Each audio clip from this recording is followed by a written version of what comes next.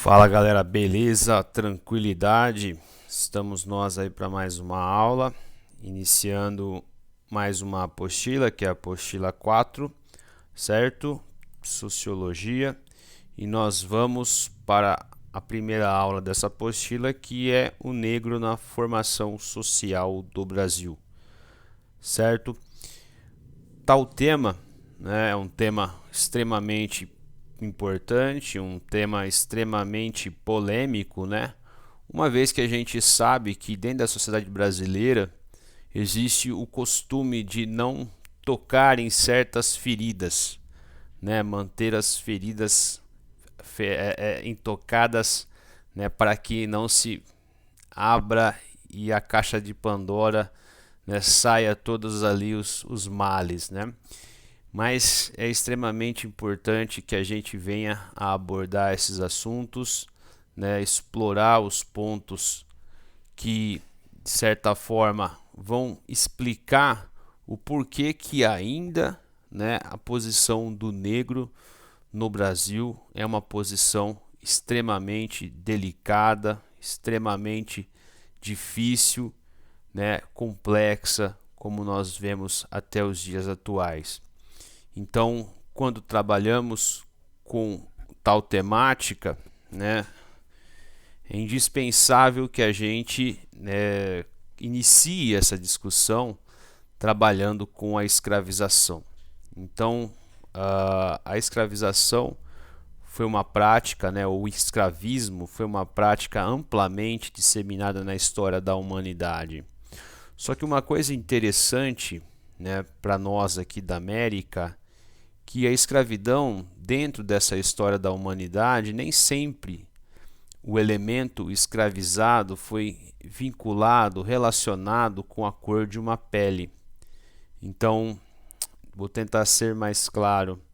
Se você pega o Império Romano, o Império Macedônico, o Império Persa, quando ele fazia escravos, ele fazia escravos de povos que haviam sido derrotados em conflitos, né? Então, nem sempre o elemento escravo, aquela pessoa que estava sendo escravizado, né, tinha uma relação com a cor de uma pele.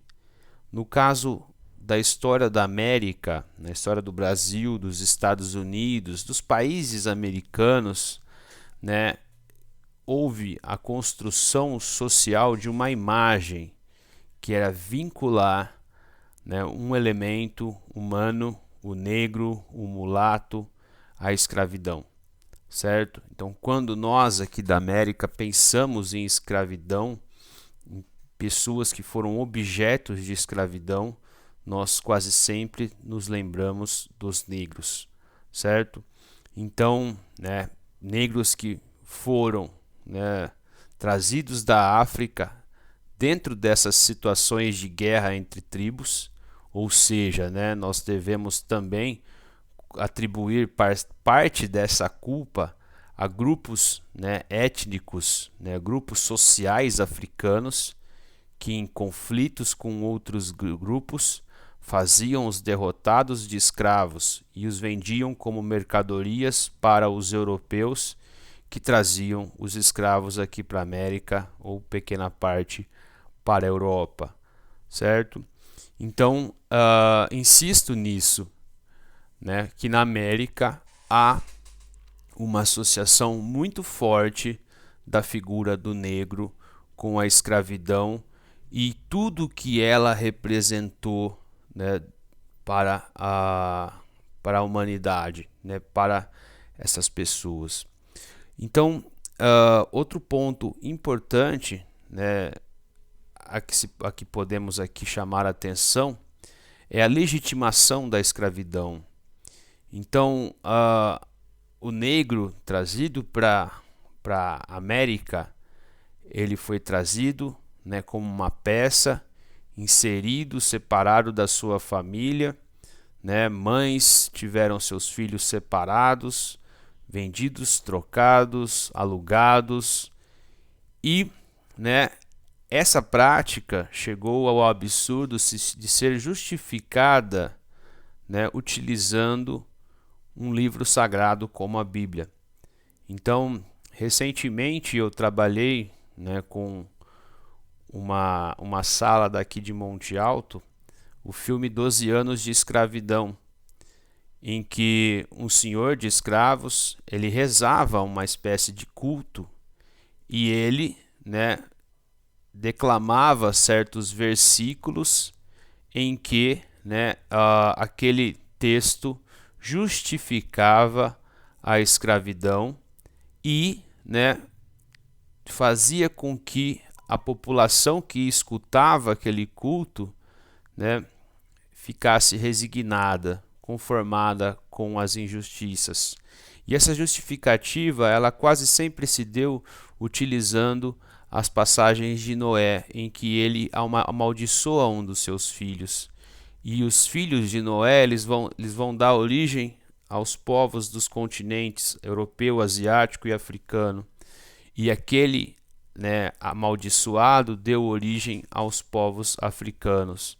Então, a cor negra seria interpretada pela Bíblia, né, por esse texto da Bíblia, como uma mancha, como uma maldição, como uma marca da maldição, certo? E até hoje, se você apurar, algumas pessoas ainda utilizam esse texto para colocar a população negra como uma população, né, amaldiçoada, ok? Então, vejamos aqui que, né, com quantas coisas os negros tiveram que lidar, né, desde então. E uma delas é o racismo, né? O racismo que vem do termo raça, né? Que a gente hoje, né, um conceito já derrubado tanto pela biologia como pela antropologia. Então, na página 66 coloca, né, em primeiro lugar, devido à longa história da miscigenação humana, e em segundo, devido à extensa e complexa evolução cultural da humanidade. Então, aqui a gente, né, recai naquela discussão sobre fenótipo e genótipo, quando que a cor da pele diz respeito ao fenótipo da pessoa, não diz respeito ao genótipo da pessoa, certo? Então, se você for fazer talvez um exame, né, das heranças de algumas pessoas, por exemplo, da Alemanha, pode ser que você encontre elementos de populações de vários continentes. Então, a ideia do racismo, ela foi muito, né, disseminada no século XIX como uma reação, né, ao princípio da universalidade dos direitos, né, oriundo da Revolução Francesa. Então, enquanto que a Revolução Francesa, lógico, com as suas limitações, né, enquanto que a Revolução Francesa bradava pela igualdade entre as pessoas, né, que todos deveriam ser iguais, as teorias racistas, eugênicas, darwinistas sociais criadas no século XIX, elas uma vez mais objetivaram o quê? Colocar grupos humanos em uma escala evolutiva, certo? Colocar grupos humanos, né, como sendo superiores e outros como inferiores. E aqueles superiores, né, uma vez mais, né, isso justificava a dominação de uns pelos outros, certo? Então, é até interessante ver como que depois de um século como o 18 foram surgir perdão, no final do século XIX, início do século XX, toda uma narrativa, todo o desenvolvimento de uma teoria, né, que vai pressupor a existência de raças superiores e inferiores. Se vocês já têm, né, a questão da imigração europeia no Brasil, né, nas cartas que Dom Pedro II trocava com os seus amigos europeus, né, a sugestão dele embranquecer o Brasil. Por quê? porque como que ele, mesmo sendo, né, uma pessoa das letras, da ciência, do conhecimento, como que o Brasil seria um grande país se 80% da população brasileira era africana, oriunda de africanos e ameríndios, certo? Então, tudo isso, né, foi sendo disseminado, né, o branco como o civilizado, o negro como o selvagem.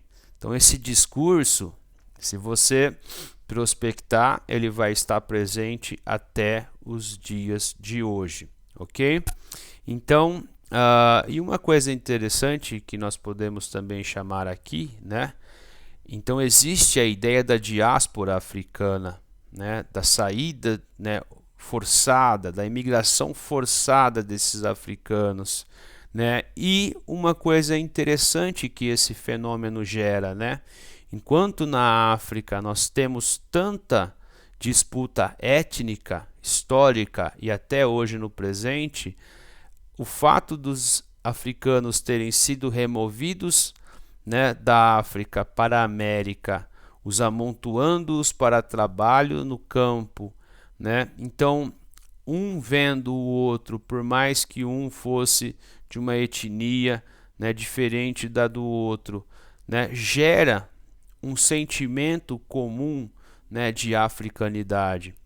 Então, estar longe, estar fora do seu lugar e estar numa situação completamente adversa vai gerar essa coisa da africanidade, né?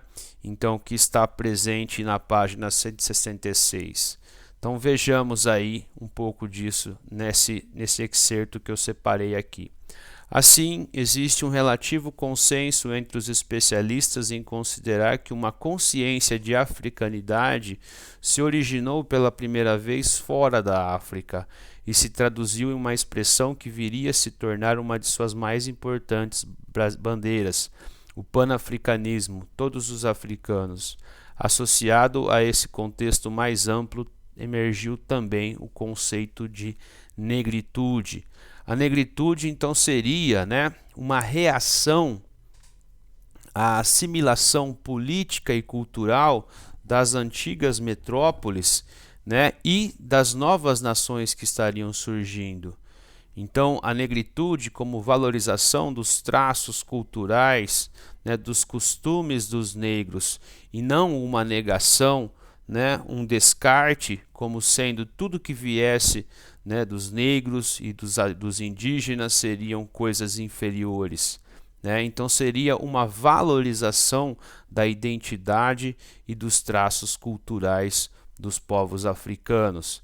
Então, quando você vê, né, a comunidade negra, a população negra vestindo, né, suas roupas, os seus cortes de cabelo, os seus arranjos de cabelo, os seus adereços, então isso diz respeito à negritude, ok? E assim surgiu a cultura afro-brasileira, né? Cultura afro-brasileira marcada pela colonização, pela escravidão, pela submissão, né? Pela figura do negro desumanizada, violentada. Então, 12 anos de escravidão, uma vez mais, né? Um filme americano, mas que vai ter tantas semelhanças com a história brasileira, né? Então, como a figura do negro era maltratada, como a figura do negro era explorada e principalmente, né, como deveria ser difícil ser uma mulher negra naquele contexto, né, quando seus filhos eram retirados do seu entorno, quando a mulher deveria prestar favores sexuais para os seus mestres, né?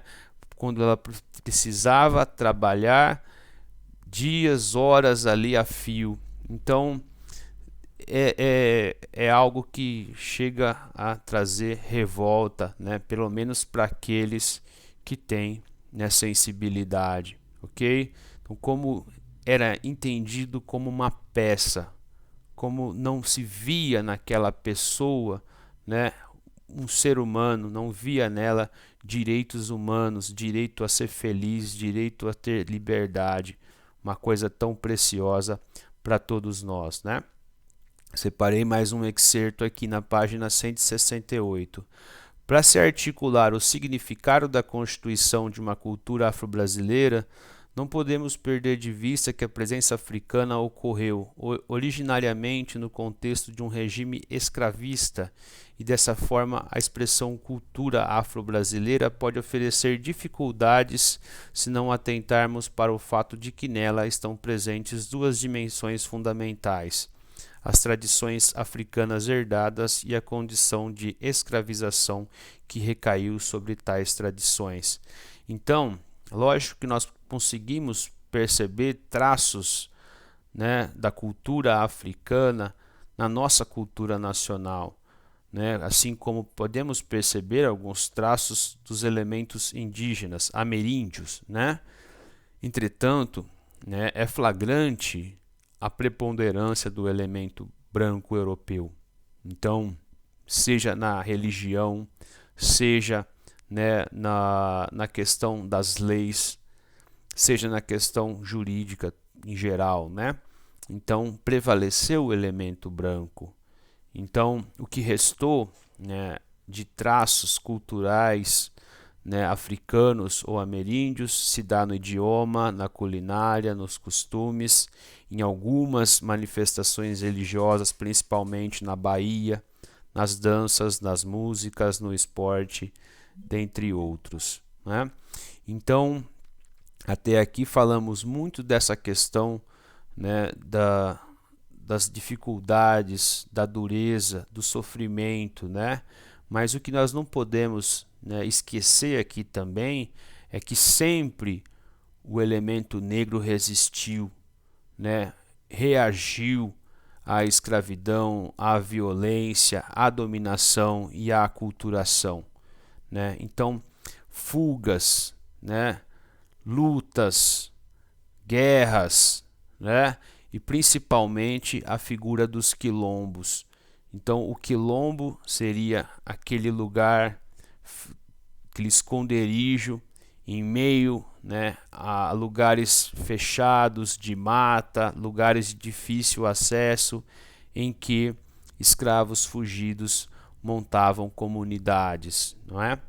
E algumas comunidades quilombolas, elas conseguiram, né, se manter com o tempo, né, permanecer naquele lugar. E hoje, né, desde a Constituição de 88, desde que a nossa Constituição ela foi estabelecida em 1988, né, a Justiça brasileira deu ganho de causa para a terra dessas comunidades. Então, hoje, né, existem, né, centenas de quilombos distribuídos, né, comunidades quilombolas distribuídas pelo Brasil,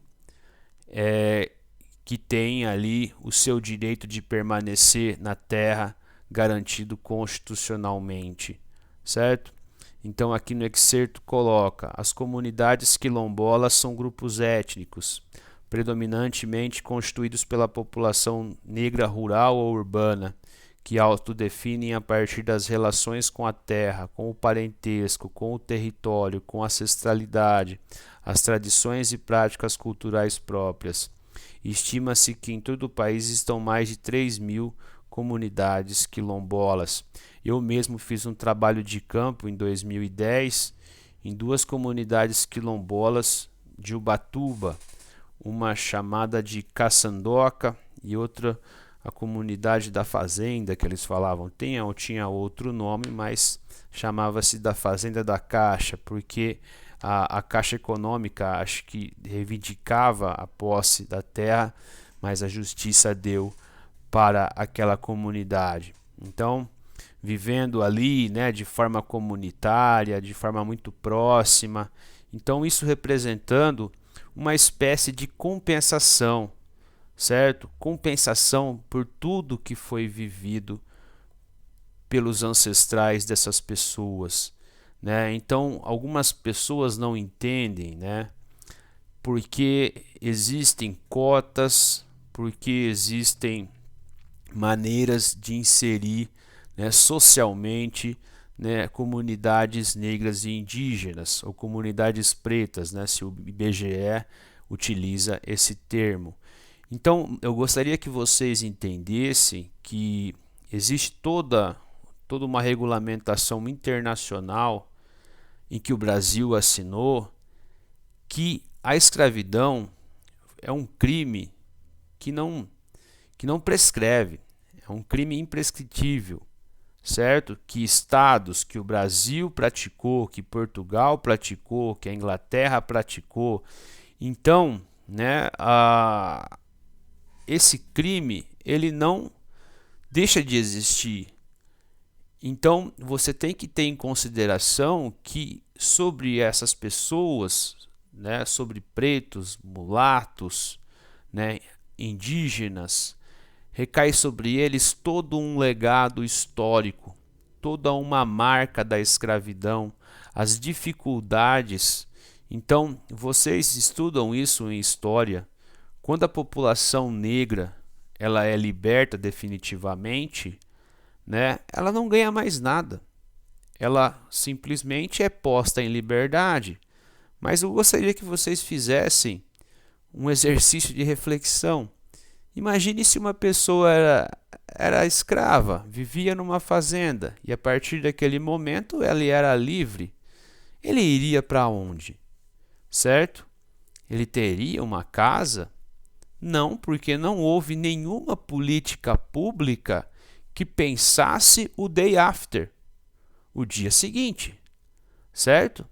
Então, como construir o dia seguinte se não há casa, se não há trabalho, se não há educação, se não há ensino profissionalizante?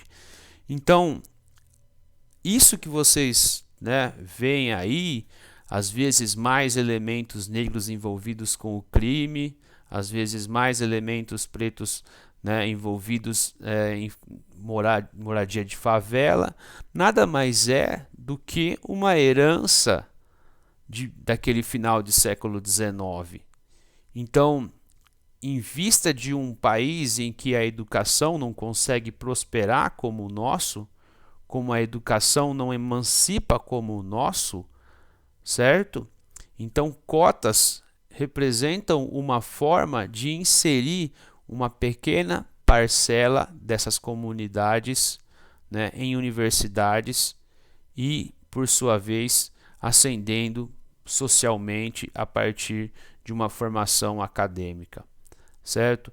Então, algumas pessoas, né, dizem que é injusto. Então, eu convido elas a fazerem ali uma reflexão a partir de toda a trajetória de vida, né? Já tive alunos, né, de vários lugares que falam isso, é injusto. Aí você fala, você compare a sua casa e de alguém, né, de um preto favelado. Compare o que você consome e o de um preto favelado. Né? Compare os cursos, as viagens que você fez com a de uma pessoa oriunda dessa classe social. E aí no final, você vai realmente insistir que você está sofrendo injustiça? Certo? Então é algo para a gente fazer uma bela reflexão, né? E um meia-culpa aí, né? Não, realmente eu estou equivocado. O duro é que nem sempre as pessoas pensam assim. Apesar dessas políticas compensatórias, né, ainda falta muito para dar mais dignidade para essa comunidade negra. E eu estou falando tudo isso, né, sem mencionar tudo o que aconteceu nos Estados Unidos, né, nos últimos meses, que é um país em que a questão racial é tão complexa e polêmica quanto no Brasil. Enquanto lá tem os George Floyd da vida, aqui tem os meninos que estão brincando em casa e o BOP e a polícia chega atirando e matando, né? Então, o número de meninos negros na escola que morrem de bala perdida, ok? Então, Estados Unidos e Brasil têm muitos pontos convergentes na questão de como cada país se relaciona ou se relacionou historicamente com a comunidade preta, ok? Então veja, né? Números que nos revelam que a população preta é a mulata, é a que menos apresenta renda. Isso está comprovado, isso é fato. É a que morre mais violentamente, isso é fato. Que é a que recebe um tratamento mais violento por parte do Estado, é fato. Que é a que menos está inserida na sociedade, é fato. E é a que mais tem sofrido, né, com a pandemia do Covid-19. Isso também é só você procurar, dar um Google aí que você vai ver que tudo isso é fato e não é fake. Beleza, galera? Então eu convido vocês para terem, né, uma nova pegada. Todos nós viemos a maioria de nós aqui, né, que pensando na minha sala do 2º ano do Colégio Anjo da Guarda, todos nós viemos de famílias de imigrantes, famílias racistas. A minha família era racista, alguns ainda são racistas. Então a gente tem que desconstruir esse racismo se a gente, né, deseja realmente viver num Brasil melhor, ok? Então, um grande abraço a vocês aí, tudo de bom e até a próxima.